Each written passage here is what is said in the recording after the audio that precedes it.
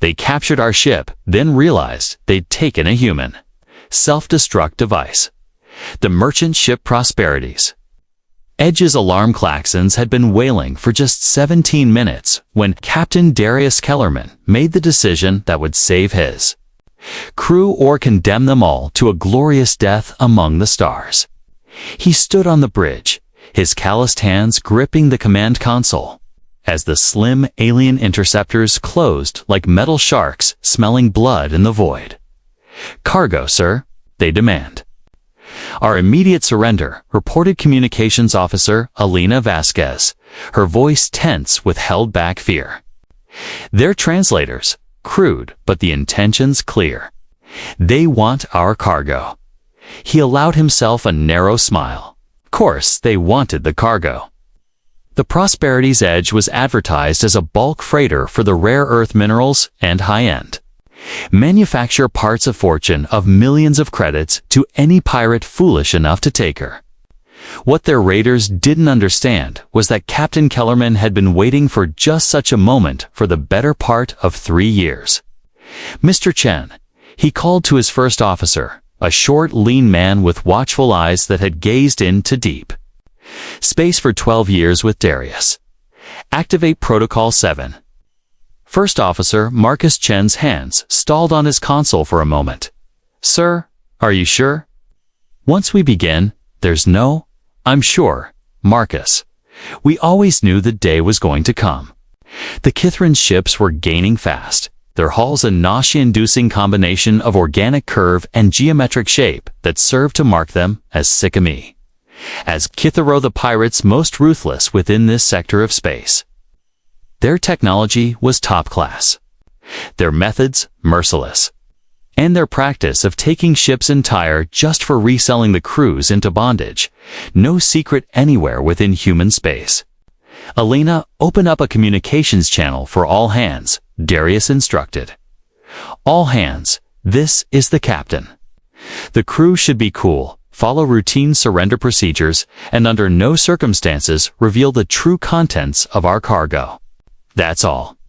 The bridge fell silent, except for the whine of the life support and the rising priority alarms. Through the main viewer, they could observe the largest Kithora ship moving into place. It was 3 times the size or larger than the Prosperity's Edge, and its hull was packed with guns that could render their ship into junk metal in seconds. "See that it does," replied Darius. "And get the cargo bay environmental units spot on. Marcus, we want everything looking perfectly normal below." 20 minutes later, the original Kithra boarders came out through the airlock. They were giant, angular beings with fragile diaphanous skin that was punctured variously here and there by the black latticework beneath the blood vessels. Their eyes were large and multifaceted, like insects' eyes, and their movements had the sleek, sinuous motion of predators, which had encountered no serious resistance. The commander of the boarding party approached Captain Kellerman with the swaggering gait of a man demanding immediate obedience. When it spoke, its voice issued out of a translator set which translated its alien thoughts into heavily accented English. "I'm War Captain Zethkar of the hunting pack Crimson Void. Your ship and cargo are the property of the pack now. Your crew. Members shall be auctioned for market worth. You'll submit manifest of complete cargo immediately." He stood his ground and looked the alien in the eye. "Captain Darius Kellerman, commanding the merchant ship Prosperity's Edge. Our manifest is listed in the computer aboard our vessel. You're invited to inspect it." Zethkar signaled one of his minions, who got to work right away contacting the equipment on the ship. The Kithora had long since developed the ability to hack most human computer security within a few minutes.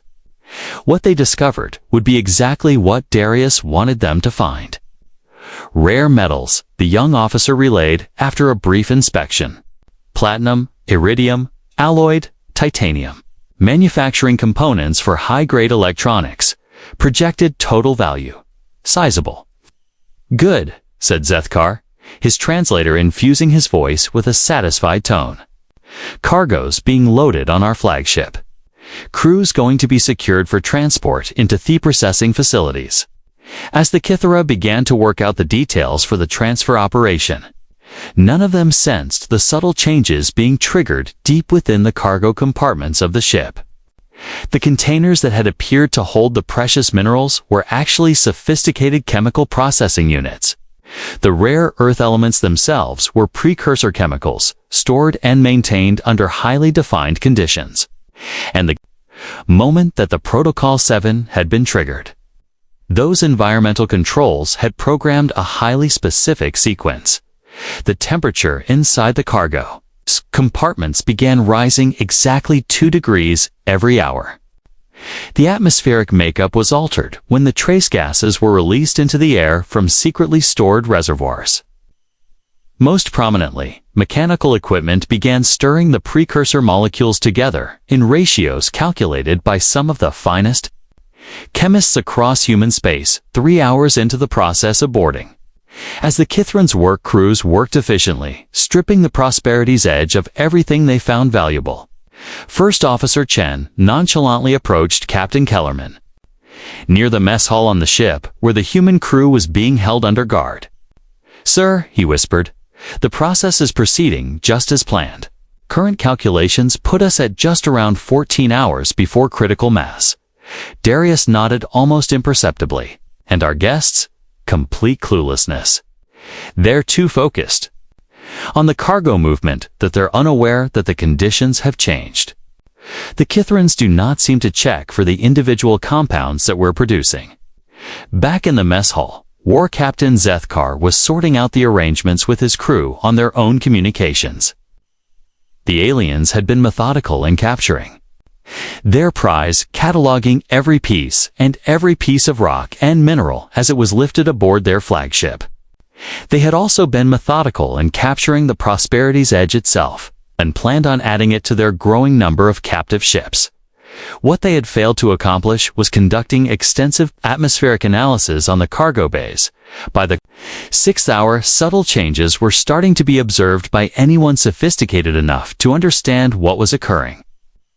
The storage compartments within the cargo bay had begun to emit a subtle, barely perceptible vapor. The alloy bulkheads were developing a slight sheen as minute amounts of the newly formed compounds began to condense on the surfaces.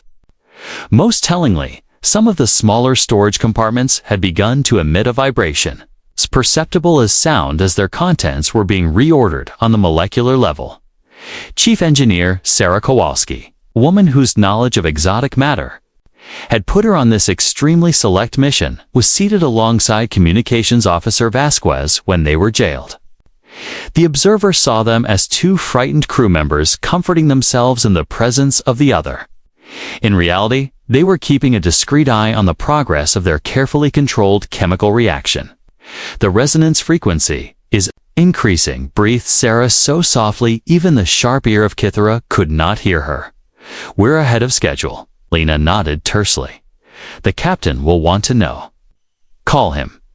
Sarah coughed twice and shifted positions. In the room, Darius answered with the slightest movement of his head. The word was unmistakable. The timetable was accelerating. The Kythera had made 2 huge mistakes. They had assumed that human cargo ships carried only what their manifests declared. They had also severely underestimated human ingenuity on the part of defense. The Prosperity's Edge was no typical merchant frigate.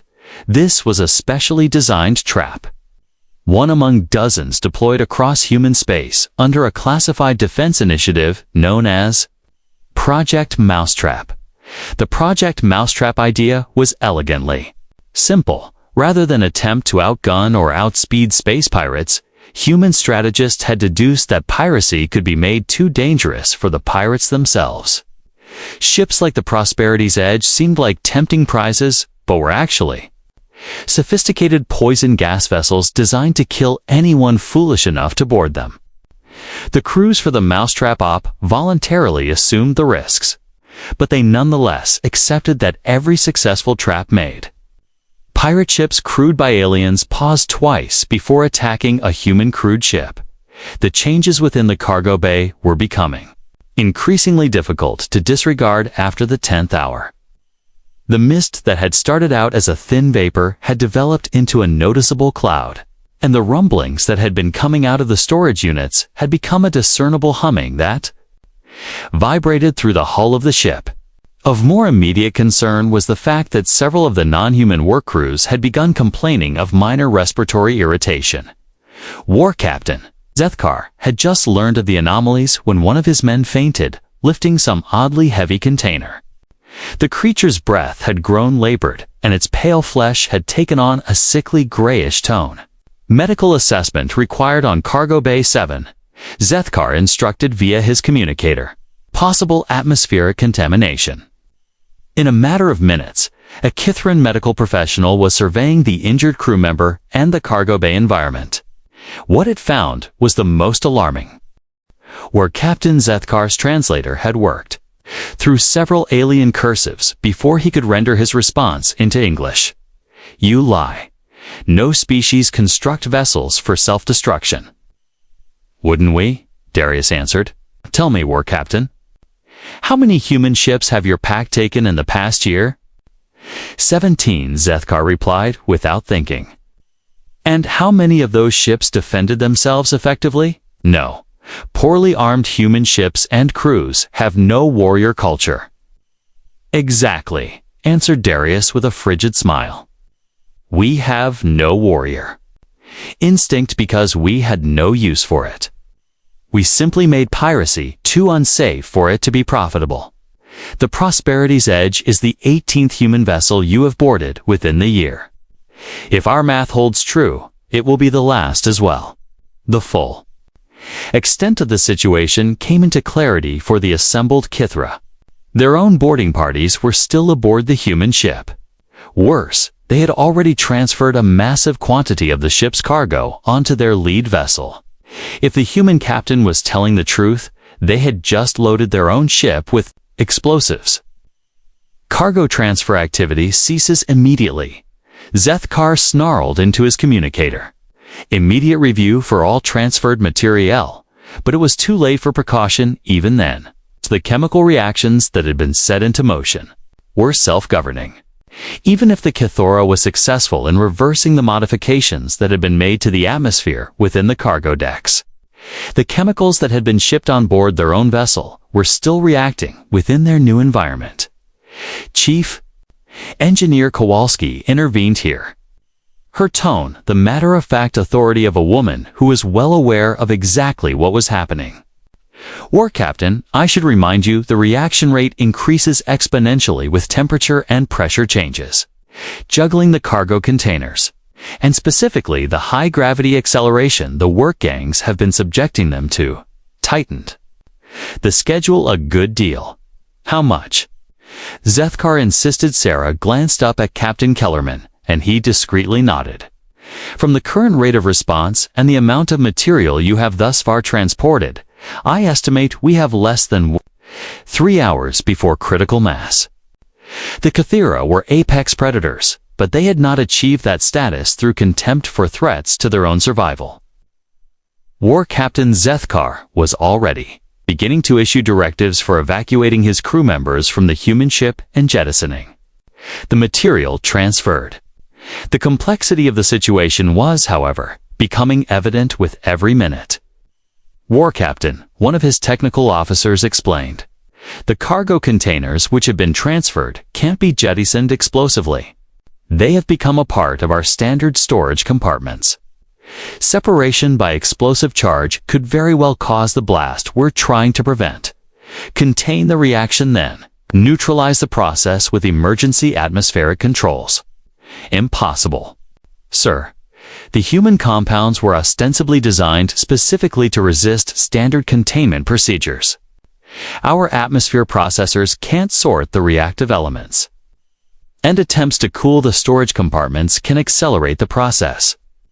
First Officer Chen, who had been listening to the frantically escalating Kithira communications, leaned across. Captain Kellerman. Sir, they're beginning to understand the scope of the problem. Indeed, they had. The Kithrans were discovering Project Mousetrap had been devised under the most treacherous minds within human space. Each easily understandable remedy for the crisis had been anticipated and neutralized. Measures to cool the reactive compounds had backup heaters. The attempts to halt the reaction with standard chemical suppressants just produced fresher catalysts that hastened the process along. Even removing the infected areas was problematic, since the compounds were now producing gases which were slowly migrating. Throughout the overall atmosphere system on the entire pair of ships, a human captain, Zethkar declared, his translated tone somewhat begrudgingly respectful. "Your species is more resourceful than we expected." "What are your conditions, Terra?" Arias started, really amazed. "Terms?" he inquired. "War Captain, I think you do not understand the situation. It's neither a negotiated treaty nor a hostage." The words hung in the air like a death warrant. Down in the mess area, the human crew members sat with the silent resignation of the men and women who had known since the beginning that the mission they had enlisted for, Project Mousetrap, was most definitely a one-way trip and successful. Execution thereof would kill them and their enemies. "You can't be serious," replied Zethkar. "Your own people will die within this explosion." "Yes," replied Darius. 23 human crew members will die so that thousands more can survive on the ship. It's a sacrifice that we're willing to make. Elena Vasquez spoke up for the first time since the crisis had begun. "War Captain, you need to learn a little about the psychology of human beings. We're no classical warriors ourselves, but merciless when it's a matter of the defense of our own. Each one of the ships your crews have captured had entire families, entire communities worth of human beings into servitude. We decided that was intolerable." The accelerating reaction, Sarah announced softly. "Estimations currently have critical mass within approximately 90 minutes. The Cathora were suddenly confronted with a problem that no part of their warrior culture had ever placed them in before. A foe who was eager to die in order to kill them.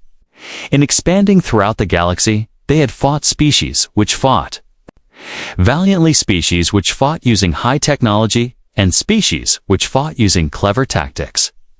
They had never before faced a species which would peacefully design their own demise in order to take out a threat." "War Captain," a junior reported. "Long-range communications indicate that 17 more hunting packs have reported the same type of incidents within the past 6 months. Ships which appeared like desirable targets but turned out for complete loss of pack resources." Zethkar's non-human face contorted in what was either rage or respect. "How many trap vessels have you dispatched?" "Classified," Darius replied. "But I'll tell you this much. Every major shipping route within human space has a number of mousetrap ships cruising under the cover of commerce. Your pack's been hunting within Mindwater's, War Captain. You just finally stepped on one." The affair economics were becoming clear to the leadership on Cathora. Even if a minority of the human merchant vessels were actually sophisticated ambushes, the raiding of human targets would become cost ineffective. The expense of losing vessels, crews, and equipment would shortly far exceed whatever opportunities could be had. 60 minutes to critical mass, declared Sarah. The reaction is producing enough heat now that it can be seen on infrared monitors. Zethkar made a decision that would have been unthinkable to his warrior ancestors. All crew, prepare for emergency evacuation. Abandon both vessels immediately.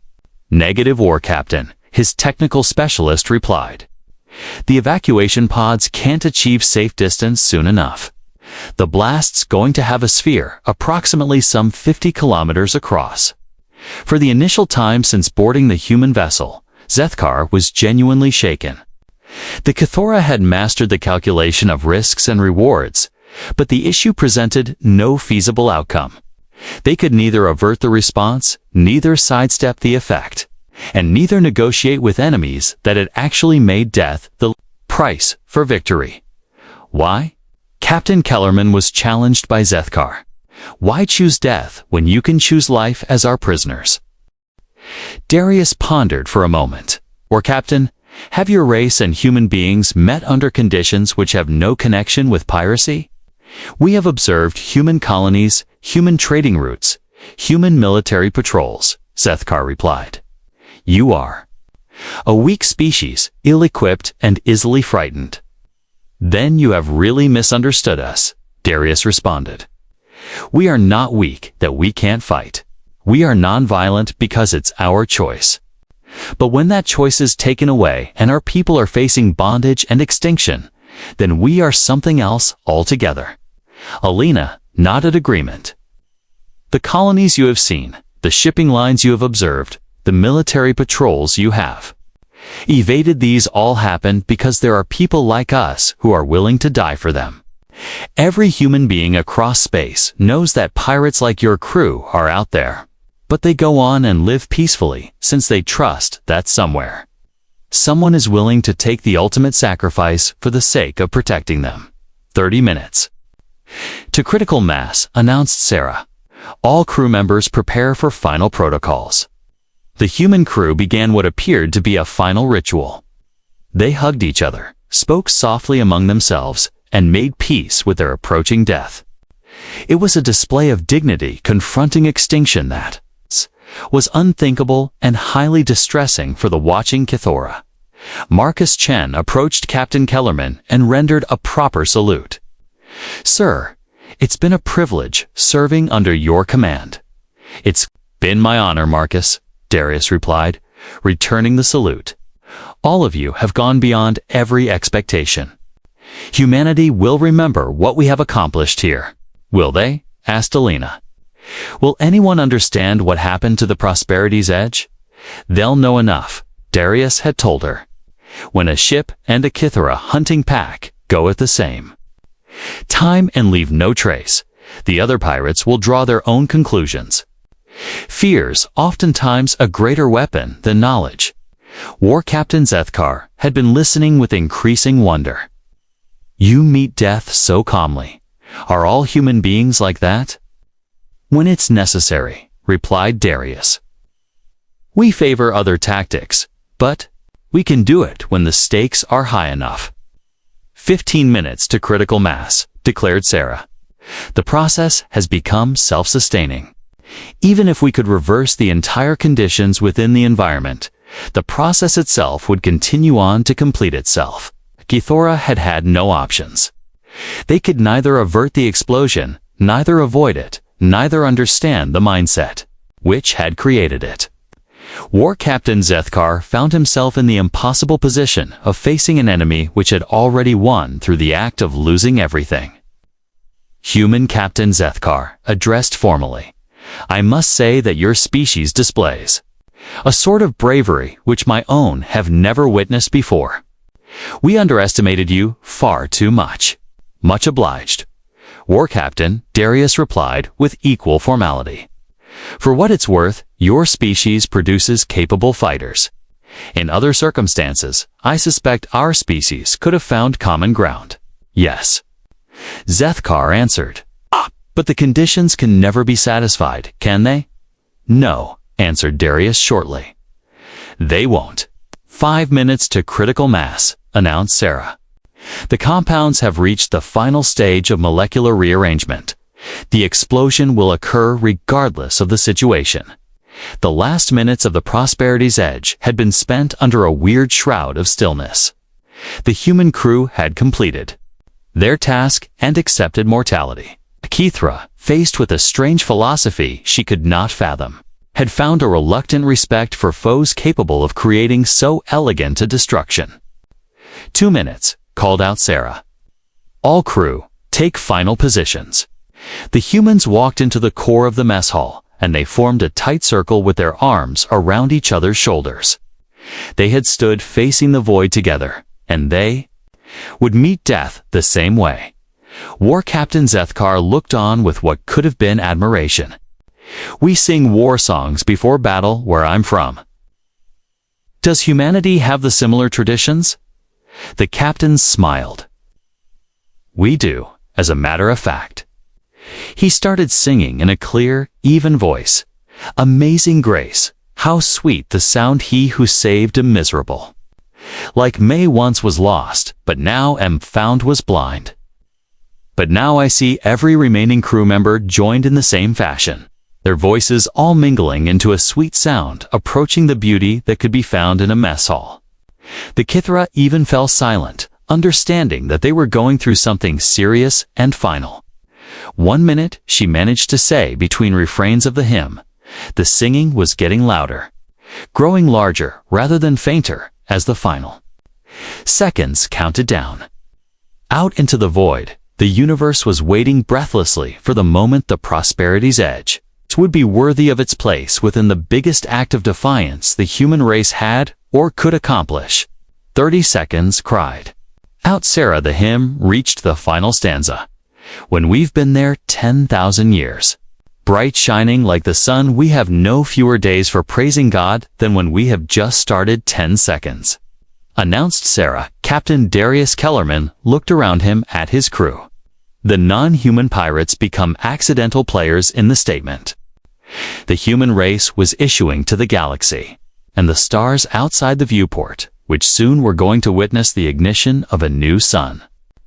5, 4, 3, 2. The explosion that surrounded the Prosperity's edge and hunting group Cathora was witnessed in 3 star systems. The abrupt, blazing flare that was the termination of 23 human lives and a complete pirate crew. Of aliens was a funeral pyre and a warning beacon all at once. The word ran quickly through human and alien space. The swift loss of War Captain Zethkar's hunting pack, and of equivalent losses among the other pirate gangs, generated exactly the psychological effect which Project Mousetrap was designed to impose. 6 months into the pirate campaign, pirate raids on human merchant vessels had fallen by 90%. Surviving pirate crews, still willing to take the risk, had to contend with improved defense measures and crew members with no fear for mortality. The Kithara, as a species, shortly withdrew out of human space entirely. Their warrior culture, which had held sway on dozens of other species, failed to evolve when presented with adversaries that accepted mutual annihilations as a legitimate win condition. In the years that followed, Captain Darius Kellerman and the crew of the Prosperity's Edge were remembered no longer as victims of pirates, but as the architects of the most successful defense strategy devised by humankind. That they had been willing to die had purchased safety for millions upon millions of others, and their sacrifice had demonstrated that a non-violent species could be far deadlier than anyone had dared assume. The memorial erected for the task had a short inscription on it. They chose to light a candle rather than curse the darkness, even knowing that the candle would consume them. But the most fitting eulogy came from the most unlikely source. In the archives of the Kithra Homeworld's records, the final report filed by War Captain Zethkar contained a warning that would influence the policy facing humanity for generations. They're not weak, they're patient, they're defenseless. They're picky where and when they choose to fight. And where and when they do make the choice, they can pay prices which no rational species would find desirable. Suggest a cessation of all aggressive action within human space immediately. This species have weaponized their own mortality, and there can be no defense for enemies for whom death already becomes the price for victory. The galaxy had learned a harsh lesson about humanity, that a species capable of engineering its own extinction for the greater good was not to be trifled with, threatened, or ignored. The Prosperity's Edge had carried more than cargo. It had carried a message that would be remembered across the stars for generations.